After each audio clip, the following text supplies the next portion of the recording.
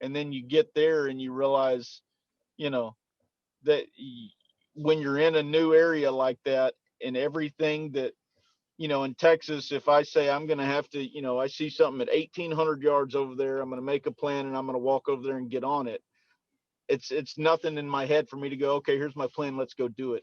Out there, we did that, and the 1,800 yards, was turned into like a 5-hour hike to get there. And so you don't understand until you submerge yourself in something like that. And about halfway into it, I was going, boys, I'm done. Like this, I'm not prepared for this.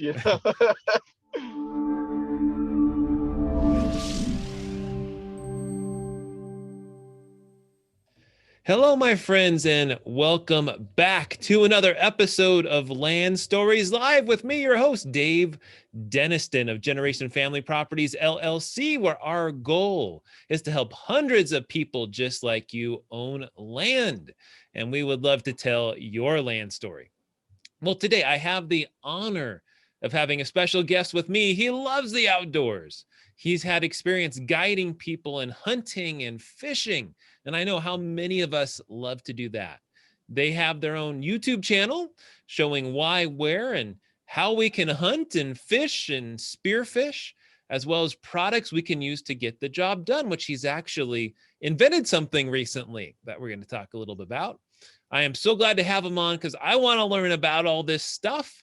Not only does he love the outdoors, our guest is the owner of Blackwater Guide Service and a new company, Megalo Deer Feed. Please help me welcome Skyler Watkins. Welcome, Skyler.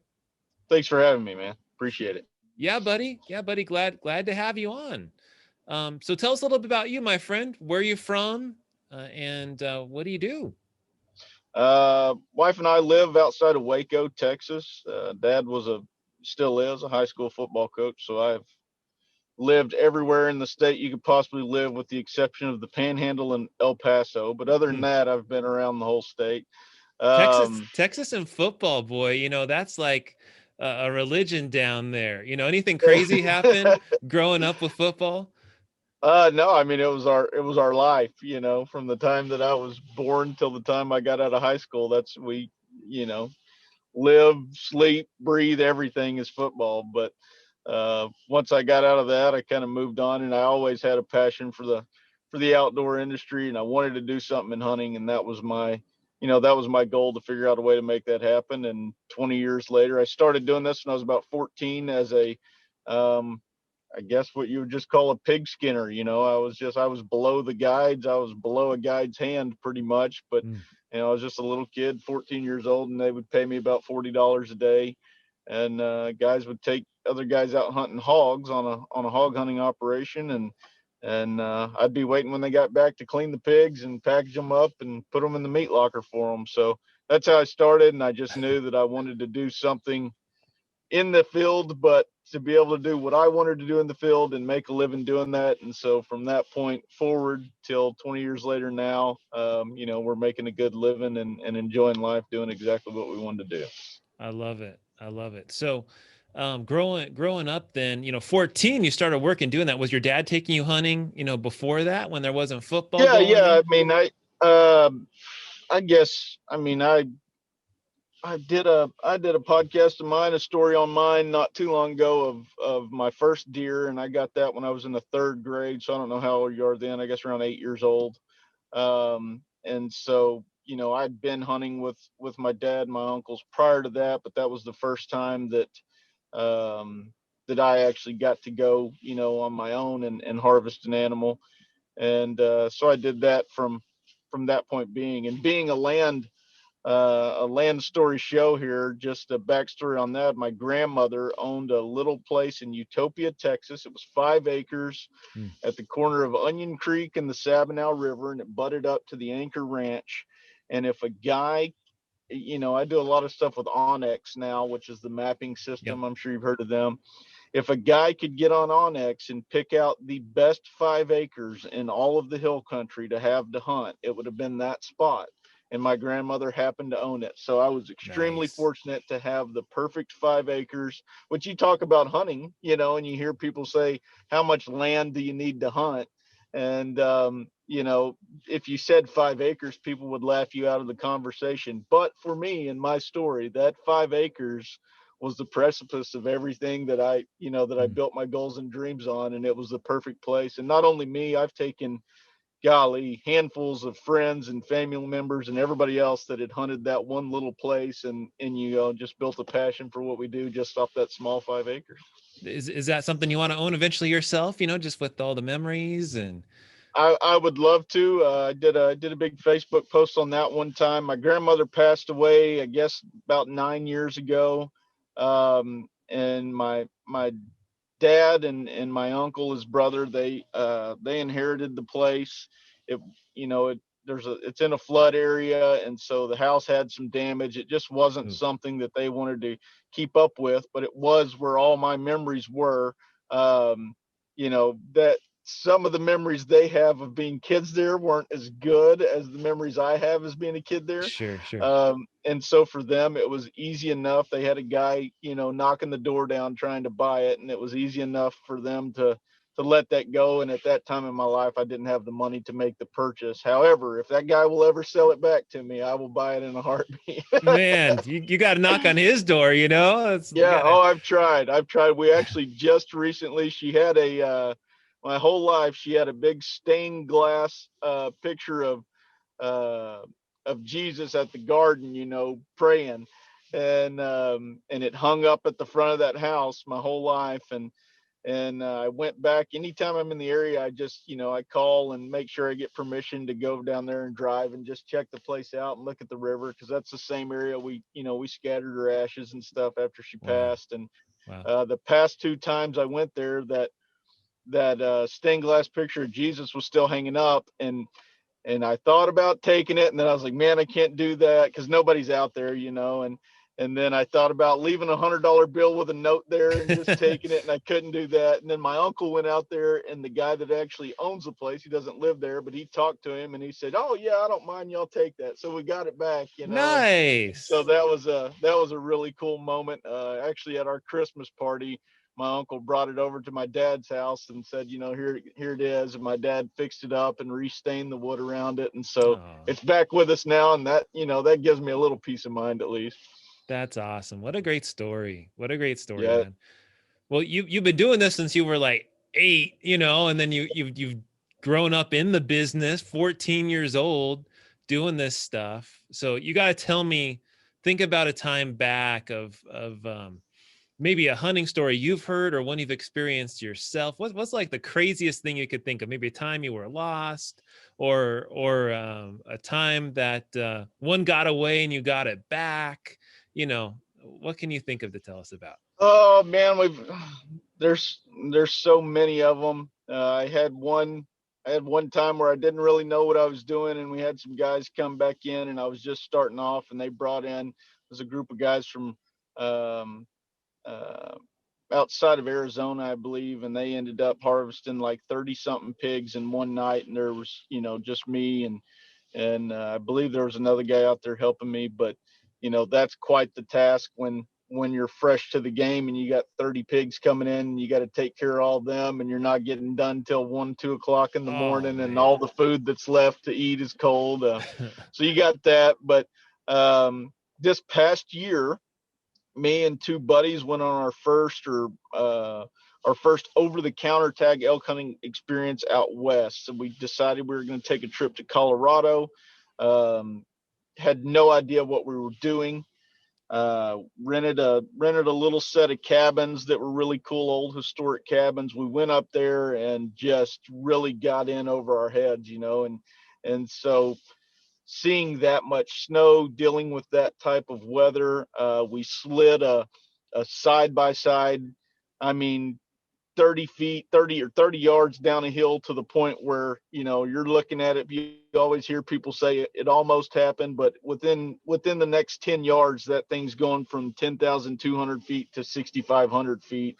And we're stuck, I mean, it's just collapsing off the side. So we had to go buy come-alongs and get that back up. I slid my brand new truck, into an aspen tree because Oh, there's just no much snow and you're driving down the side and just falling off. And so that was a real eye opener for me. And as far as stories goes, I mean, that was something we thought we were prepared for because of all the time we've done doing this, and then got there and it just slapped us right in the face. So that's probably my freshest in my mind as far as stories in hunting.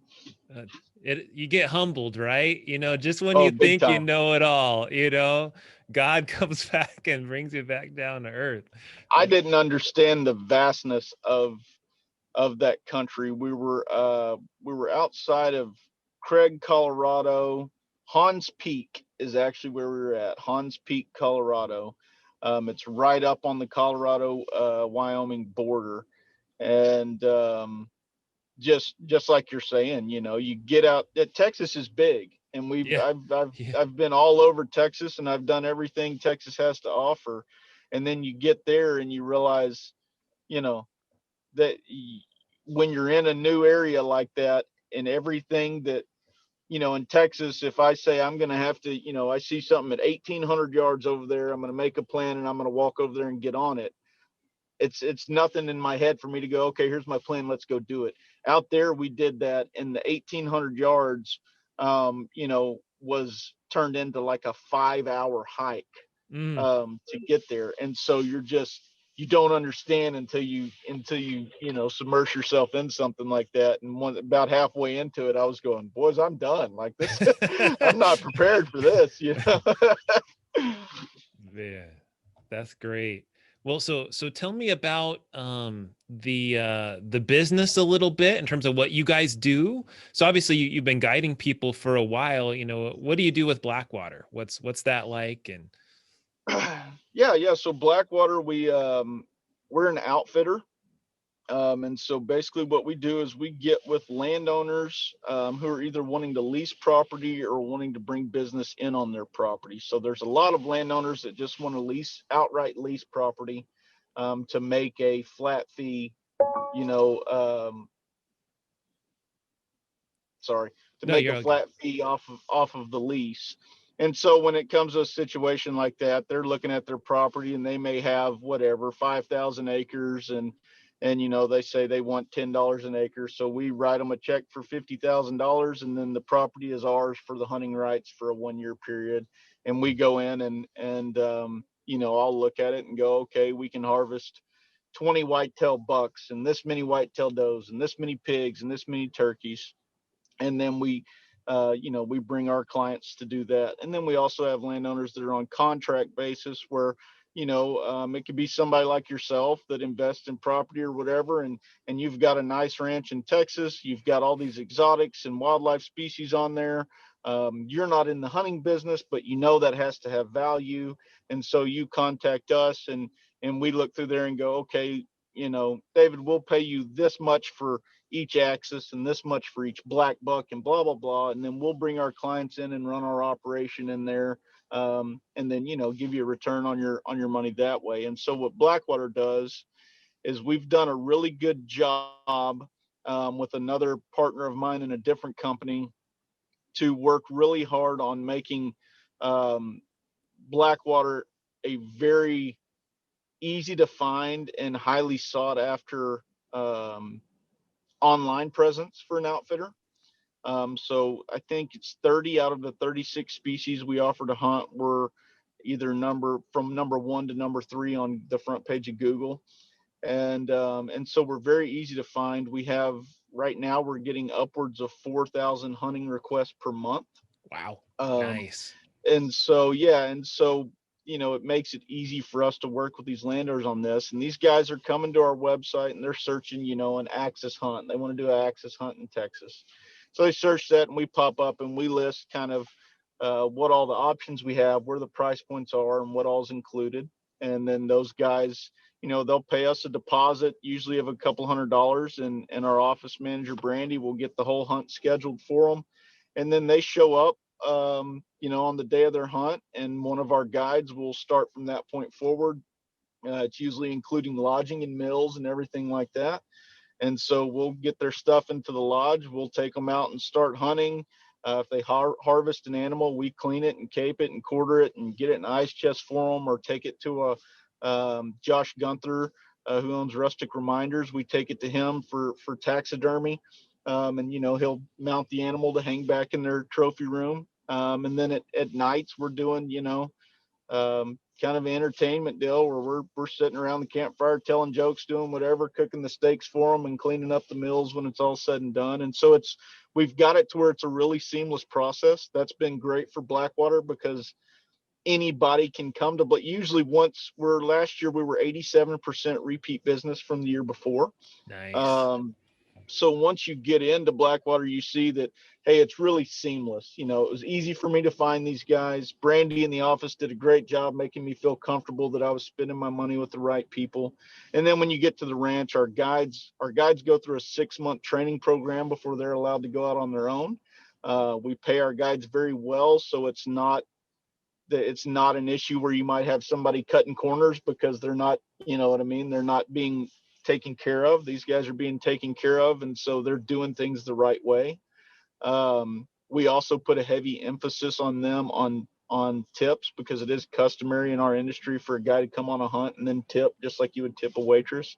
And so we actually keep at Blackwater very thorough tabs on what our guys are getting tipped. Now, we don't take any of their tip money, but we keep tabs on that because, if John gets tipped nothing and one ranch over, David gets tipped $1,000, then, what is David doing right that John's doing wrong? And we can sit down and work that out in our group times. At the end of every year, I take the guys on a big trip and we have fun, but we also have a meeting and recap the year-end meeting, just like I'm sure you do, and make sure that we're all on the same page and everybody's benefiting from being organized. And that's our big deal in Blackwater is, there's a lot of people that are in this business. I want to say there's somewhat of 5,000 outfitters in the state of Texas. Wow.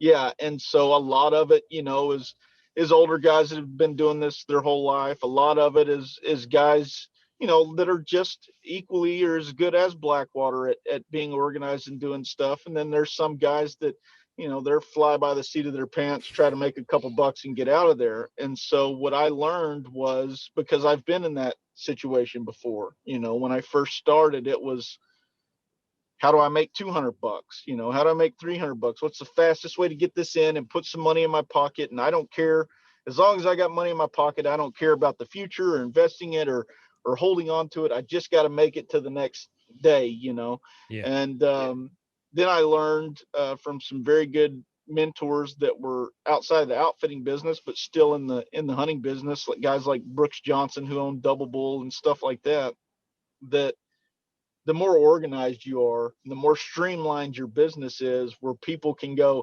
hey, we went step A to step D and there was no screw ups and everything worked out like it was read on the pamphlet that it was supposed to work out. Well, people don't just want to spend their money with you after that. They're begging to find the next spot to get in, And so once we figured out that the organization of streamlining a business was the model that people appreciated, and not so much just, do you have a pretty ranch with nice animals on it?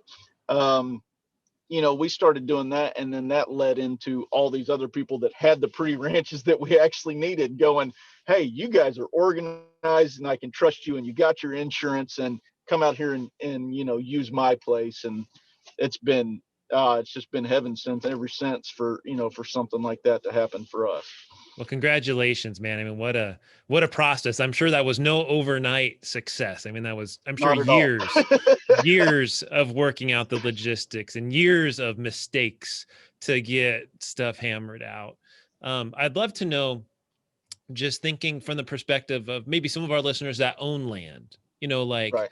What does it take to be able to lease land to someone like yourself? Like, do you have to have a certain minimum acre size? Obviously there has to be some sort of, animals or stream with fish or something like that in it, I assume, for someone like yourself to utilize Right. the land. On our end, it would definitely be more animals. We're definitely more into the hunting. When it comes to fishing, the state offers so many good public waters. It's just tough unless you have a place like Camelot Bell or some big private bass, giant bass fishing lake that's sought after, which at that point you're probably running that yourself. You know what I mean? But from our end, it's a lot more hunting. Um, Acreage size when it comes to blackwater, uh, it really depends on what you have on the property, right? So we do a lot of stuff with free range property, which free range in Texas means either open range or barbed wire fence or low sheep and goat fence. And then we also do stuff with what they call high fence property, which is 8-foot game fence. If you're a guy that's got, African animals on your place, you've got $1 million worth of animals on your place. You don't want a low fence where they're going to run over to your neighbor. You know Yeah, what I mean? So yeah, yeah. that gets a lot of bad rap. Sometimes people think, oh, well, you're hunting in a zoo. No, that's not the case at all. We don't have 20-foot, electrified fences. It's just a fence that they say these species really can't walk up to it and jump over it. So this is the way to not only keep your stuff in, but at the same time, if the neighbor's not managing his place, you don't want his stuff getting in and breeding the stuff that you're spending all this money to grow, So that's kind of how that works out. But back to the land side of it, a guy might have 200 acres, but it might just be absolutely covered with dove or absolutely covered with turkey. And for us, that's a good play because you can hunt guys on 200 acres for dove, turkey commercially, which our business would be considered commercial hunting. Now, if you come to me, David, and you go, look, I got 200 acres and we can take 2 to 3 white-tailed deer a year off this place. Well, at that point, it's just not worth my time because that's going to happen like that. And, Mm. I'm putting too much effort into something that isn't going to pay off.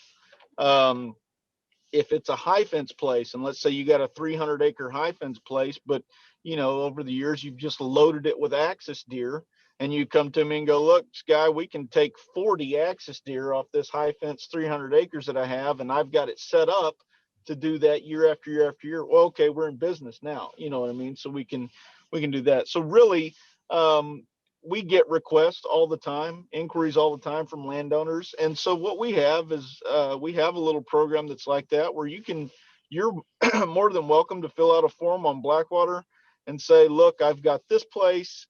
I have no idea the value of it as far as hunting goes. But if you guys would be interested in checking it out, I'm interested in working with y'all. And at that point, man, I do it all the time. I'm leaving in a couple days to go do another one where guys just write in and say, this is what I have. What do you think? And I'll go out there, I'll check it out. And I'll tell them exactly what we can offer them. And if it's something they want to do, then we do business. And if it's not, then there's no hard feelings about that. But to be honest with you, the land amounts are just, they differentiate so much, and the amount of land you need per species differentiates so much.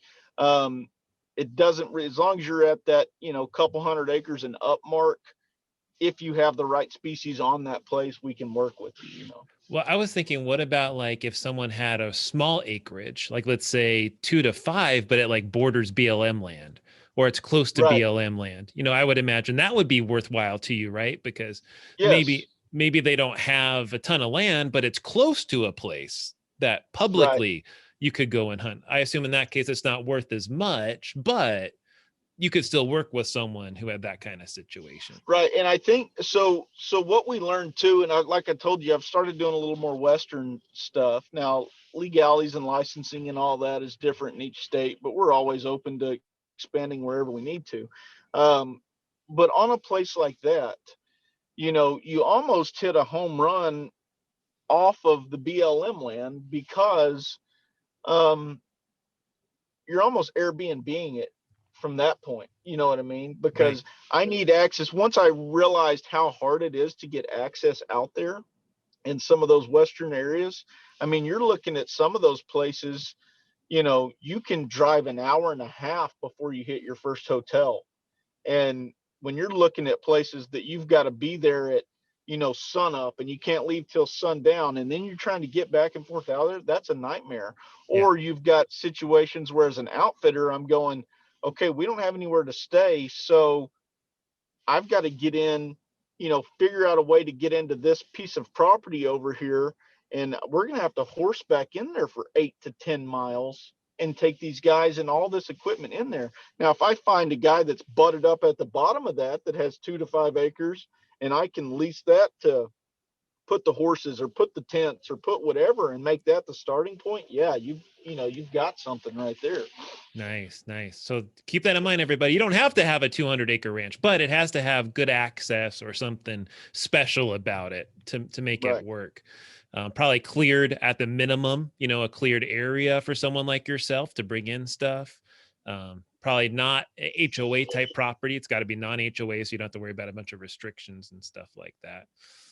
Well, a good example is when we're coming back through Craig, Colorado. We heard about all this great trout fishing down there.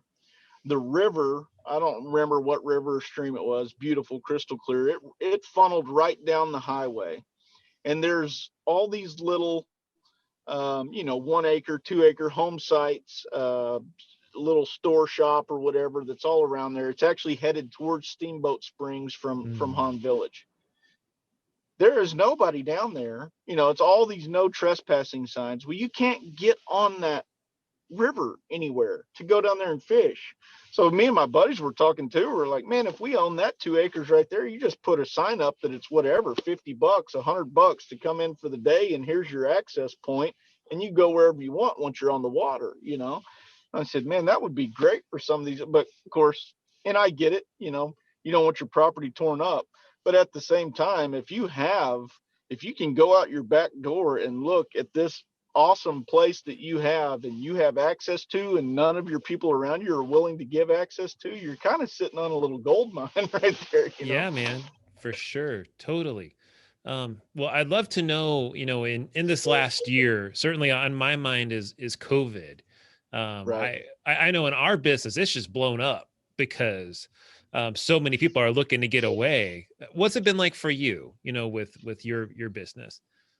Well, when they first started shutting stuff down here in Texas, it would have been the end of March. So we took the month of April off because it was new to everybody and we didn't know what was going on, right? And it was they come out with a deal for us that said hunting and fishing was essential, but guiding hunters and fishermen was not essential. So they kind of stuck it to us. And in the month of April, I lost about $150,000 worth of business. Oh. And I said, you know what? I told my wife, and my wife is a rule follower to a T, and I try to be as much as I can, but I'm out there in the outdoors where people aren't looking all the time. You know what I mean? Nobody really messes with me, and I kind of do my own thing. But after that loss, I said, look, I can't do this. We've got families that depend on us from a landowner standpoint, from an employee standpoint, and my own kids and wife. So we went back to work. And after taking, we had a bunch of cancellations halfway through March when it first hit. We took the whole month of April off. And by the time we ended December of 2020, we had done more business than we did in 19. Nice. And wow. So with taking about 55 days off, somewhere around there, we actually did more business. So yeah, I would say that, especially what we noticed a lot was, not to sound like a used car salesman, but the first go round of stimulus checks that went out, people were like, hey man, I want to use this as a deposit to go hunting. I'm like, right on, we'll take it, so that helped. And then as far as 2021 looks right now, we're already booked solid through the month of March for 2021. And so, we're into April before we have any openings, which is nice to look at right now. Nice. Well, I know I mentioned before we even got started, I said, hey man, feel free to ask me any questions. I've been interviewing you, and I know because you're interested in buying land. So a lot of people may be interested to hear your thoughts or questions you may ask me. So I'm curious to know how can I help you? The big question or thought process for me is, obviously, I understand that credit scores play a lot into it when you're buying land. And, for us in our business, we're having to look for places that are a little bit larger than maybe what the majority of your client base looks for. However, here's my situation currently is that we're we're spending, and when I say animals and land, it's just what I'm paying landowners, upwards of $500,000 a year that we're paying out to property owners. And I look at some of these ranches, and then, get on the mortgage calculator and all that stuff for buying that ranch.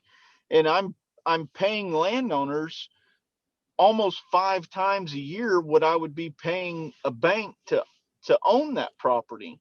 And then when you go talk to the bank and you try to show them, look, here's our business model, what can we do? It's always just well, no, you don't have enough credit to do that, or this, that, and the other. And so for me, it's really frustrating going, as a business model for Blackwater, within 10 years, I could be paying off 5 different properties, and Blackwater having the asset of owning 5 different ranches as opposed to paying off other people's ranches. Yet there's just not a lot of information out there to understand how to do that without the normal, everybody coming back to you with the jokes of, well, you got to be born into it, or win the lottery, or get lucky, or whatever it is. You need a perfect credit score with this much money sitting in the bank. And I'm going, yeah, but I've got to pay that money to my landowners. Can the bank not see that I'd be paying that to them? Yeah. So that's what's frustrating and confusing to me. And there's just not a lot of info out there that I've found that directs me, on how to do that. Well, what I would do, knowing what I know, is like what we do are several different ways to buy properties. So you could follow the same kind of methods, although in your case, you would have to offer more. Like, to give you an idea, like let's say I like an area in Colorado. And so I can get from various data companies like DataTree or RealQuest or some of these data providers, a list of every single property owner that owns the kind of land that I'm looking for. It's not going to tell me like if there's deer on it, but I know that the area, right? And I could specify, I want something from 1 to 10 acres or 100 to 500 acres. Obviously, the amount of people with 1 to 10 acres is going to be a lot more than larger acreage stuff. So you'll have a much more targeted list. And then what we do is then we send out what we call blind offer letters to these people. And so literally we send out thousands of offers a month to people to say, hey, we'll buy your property. Here's what we'll offer you. And that offer is usually like 20% or 30% or 40% of what we think the property's worth. The higher up in dollar value you go, the more you have to offer. So you could certainly do that in places near BLM land. I would be thinking about that kind of thing if I were you, start off smaller. So think about those 2 to 5 acre properties rather than a 100 acre or 200 acre property or something. Right. Because then you're going to find people more willing to sell, quite frankly, and more at a cheaper rate. So you could buy something for 5 or 10,000 or maybe less, maybe a couple grand, depending on what you're looking at. And of course, you could check it out. You could go there physically. You could hire someone to do that. You could look at the satellite screenshots. And that's what we do a lot. We hire people, photographers, to go out and check out properties for us. We look at the satellites. We look at the chain of title, all that kind of stuff. And then we can do it all in-house. So we don't have to hire a title company to do all that. So that saves a ton of money. And you can imagine if we're buying something for 20 or 30 or 40% of what it's worth, and then we turn around and sell it maybe at 80% of what it's worth, for example. We're not going for necessarily full retail a lot of the time. So we still make a nice margin on what we do. In your case, you don't even have to sell it then, right? You could work your way up to it, doing kind of what we do and work your way up to buying a bigger property. So that's one way, is doing mailers, which takes a lot of massaging and having a whole system, but you don't have to do thousands like I do. If you did 100 a month, or something like that. You'll get something eventually, but you have to cast enough times, right, to catch that fish. So, Right, for sure. You're not going to get one property for every 50 mailers, more than likely, especially when you're offering it at a discount relative to what it's worth. The other way that you could do, depending upon the state, like in Colorado, there's tax liens. So you can go and you can buy a tax lien on a property. And then they have that in Texas also, I believe. And then I think Texas is a tax deed state, if I remember right. And so in a tax deed state, they actually will hold an auction on an annual basis. So you could go to the auction, and again, you could buy something for a heck of a lot cheaper potentially than what it's worth. You just have to know your numbers. I know we have a website here in Texas, I believe, that it's like where you can go and see the amount of back taxes that people owe on the property, and you can purchase that, and then they have, I don't remember how many months it is to pay you back the taxes that you paid the state, and then if they don't at that point, you can, I guess, take over the property. I'm not 100% sure how that works, but I've watched a couple things on that and thought that's a pretty interesting, idea of how to do it, because I know we have a lot of places in the areas that I would be interested in looking at that, the actual owner of the property may have died off years ago, and his niece in California, now has the property and may not even know that she has the property or was supposed to pay taxes or whatever it is on that piece. And that, that would obviously be something that would benefit me, being able to get into those areas and actually see them quicker. But, it's like I said, I'm brand new at looking into how to purchase one, and so it definitely can become overwhelming while you're trying to do the other stuff at the same time. It sure is. Yeah, it sure is. It was a learning process for me. And I'm still learning today, anytime I buy property, even though we've bought hundreds, I'm still learning every day, new stuff. It's crazy. So many little quirks, and every county is different. The third way that I think might work well for you as well would be owner financing.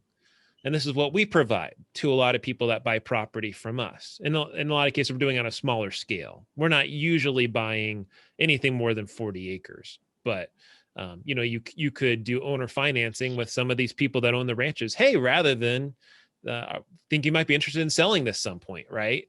Hey, I could do a lease essentially to you, a rent to own, if you will.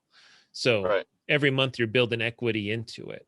So you just have to find the right situation to do that. So that'd be the other thing I would encourage you, would be a great way to go about it. Because then you don't need a bank. It's just between you and the owner. And the larger the property, the more you'd want to make sure that everything's done absolutely to the T, and putting, a third party intermediary like a title company in between. So if it's a smaller property, I wouldn't worry about it. But if it's a larger property, you're going to want to make sure to go through a title company and stuff like that. So if you're looking at 100-acre property, I would absolutely go through a title company for owner financing. But it all starts with talking to people, and hey, might you be interested in selling it? And if someone wants income for the next 20 years, I can do that for you. You know what I mean? Right. And you can give them an 8% interest rate, or something way higher than they could ever get from a bank or an investment. Think about CDs today, right? Like the most anyone's going to get from a CD is like 0.5%. Right. If you pay them 8%, that's 16 times more than they could get from a CD. That's way, way better. I mean, even like a 10-year US Treasury bond, a bond from the government, the most someone's going to get for 10 years is like 1.1% right now. So still 8 times larger, and that's a 10-year guaranteed amount. So you could offer 9% or 10% to get started. And then over time, maybe you end up being able to get eligible for bank financing now that you have some equity built into it. And now you could refinance that puppy, and now you could get a 4 or 5% interest rate or something on it. And pay off the person, and maybe they can even give you a little bit of a discount for doing that or something. So Right. that's what I would explore, those 3 different ways. So Oh, mailing, good. tax auctions, and owner financing. Good options. Yes, sir. Yes, sir. You told me before we started too, and I mentioned in the intro, you also got a deer feed company now, Megalo Right. Deer Feed. Tell us about that, man. Just something in this business, well, most of our hunts are, 3 days, 2 nights, and they're really 2 full days of hunting. So you'd get in, a lot of people get in like noon on day A and they're headed out by noon on day C. And so, um, what you run into, especially as many clients as we run through, is that a lot of these guys, it's every time you start over new, with a customer, it's their dream weekend or their dream hunt. You know what I mean? They're after that one animal that they've been wanting to have, on their wall for all these years. And so it's got to be something special to them. And that 2 full days of hunting is not a lot of time to make that happen. And so I've got 20 years of data that's, I started with Axis and would say, January, February, March, you put out cottonseed, soybeans, alfalfa, corn, rice bran, and they hammer this product and they don't touch the rest. But April, May, and June, they hammer this product and won't touch the one they touched, last month. And Interesting. they know what they want, and it's different. Different seasons make them want different things. And so I took all that data and we put the best stuff for each season into one package that we could find. And then we worked with another company to really pump up like the enzymes and vitamin and mineral package to go in there. And we started with an attractant, because it worked so well on these hunts for, I've only got 2 days to get the job done. So let's put this product out and see if that helps attract them in that short of time. And it worked fantastic for us. And so we said, you know what, maybe the public, maybe the average guy that doesn't go on these hunts but has some place to hunt around his house, maybe it would benefit him to use this, because our times right now, everything goes fast. It seems like you don't have near the time now that you used to have. And so where you can think of when I was a kid that we would go spend a week at Thanksgiving at Granny's place hunting. Now to go personally hunting by myself, I'm lucky if I get a day or two to go out and get away from everything to do that. And so, we built this product to try to help those guys that only have a couple days get what it is that they're after. And, then we added this new enzyme to the product. So at the end of this month, we're going to have, or end of February, we're going to have another product that comes out that's like a top dressing for a lot of these guys down south. They do what they call protein feeding. So when we're talking about the high fence ranches earlier, they're feeding, um, very good quality, high protein feed to try to help these deer with great genetics also get the right nutrition and blow up and into to reach their full potential. And the better the quality feed that you put in, obviously the more expensive it can be. And if you have a good sized place, you might be feeding upwards of 5 tons per month of this feed. And so our feed would be too expensive to feed in bulk like that. And so what we did was we made a super concentrate, just like a bodybuilder would take or whatever. And it's a top dressing for the protein. So the guys can go and buy the $12 bag protein that has good amounts of protein in it, and then take our product and top dress that protein with it, and then get the minerals and the enzymes and that stuff that they need, without having to pay so much money for our product if we sold it in bulk. So, that's the two things we're working on with that right now. And we're just kind of, people really shot out and enjoyed the logo and the way the company looked. And so it kind of had like a, more of a lifestyle type deal to it, is that, the name behind Megalo was, it was the original name for the Irish elk, which was the largest deer species to ever walk the earth in the prehistoric days. And so that was kind of our, our brand, our lifestyle motto, is that we're gonna use this to make the biggest and the best that we can make. And so that's kind of the direction we're heading. and we're trying to take it slow and do it the right way, and not make the mistakes we made when starting Blackwater, and hope that it'll streamline itself into something that's pretty easy to use without having to go back and go, golly, we got to do this way. We really screwed it up. Totally. Oh my gosh. I so relate to that. Well, as we wrap up for today, my friend, I gotta know, obviously we buy land here, outside of your grandma's place, which I know you would love to have. If you could buy land, where would it be? Just one place, where would you pick? Could be anywhere in the States.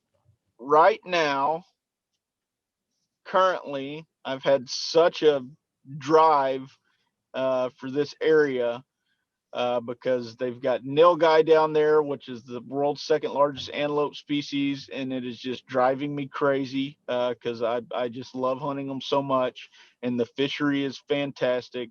So I would buy, if I had enough to buy something, I would go for a nice chunk of property around South Padre Island somewhere, the Los Fresnos area, Port of Brownsville, somewhere down there that is right up, but kind of like you were saying, if I had something that, 100 acres or so that would butt up to the Laguna Atascosa Wildlife Refuge, that I could be in the South Padre fishery in less than 10 minutes and hunt nilgai in my own backyard, man, I'd be all over it right now. I love it. That's awesome. That's awesome. Well, as we wrap up here, of course, I want you to drop any places people could find you. So if people were interested in Blackwater and doing some hunting, or they're interested in seeing what their land might be able to do for them, or they're interested in the deer feed, where can people find you guys? Yeah, so both the websites, which is blackwaterguideservice.com and megalodeerfeed.com, that would be great places to submit any questions. And then we also, our Facebook page is private for Blackwater because we just keep that for our clients that actually do business with us. But we have a Blackwater Guide Service Instagram and a Megalo Deer Feed Instagram that we would love for people to get on, and you can get on there if people are involved in Instagram, and you can see, we try to update pictures daily on those two places. And we do, we have the private messaging system on there. So people that are interested in doing something, whether it's land-based or hunting-based or the deer feed company, can write in on there, and we'll get them answered as soon as possible. Nice. I love it.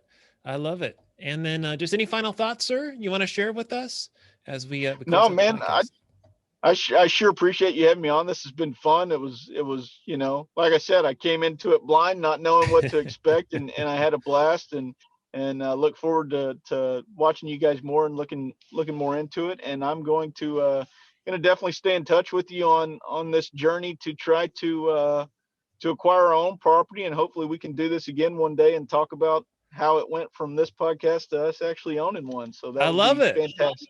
We'll have to do that. You can talk about the whole process, what you learned. Yeah, man. Let me know when that happens, and we'll get you back on again for sure. I appreciate it, buddy. All right, my friends, that wraps up the episode for today. You can turn in most every Monday in the morning time, sometimes 10:30, sometimes 11:30. Stay on Facebook, and we'll be happy to answer any questions you have. Certainly, if you have any questions directly to me, you can submit them through Facebook or contact@genfamproperties.com. Thank you so much for tuning into Land Stories with me, Dave Deniston. Make sure to check out all of our properties at www.genfamproperties.com. Thanks so much, my friends. Have a good one. Bye-bye.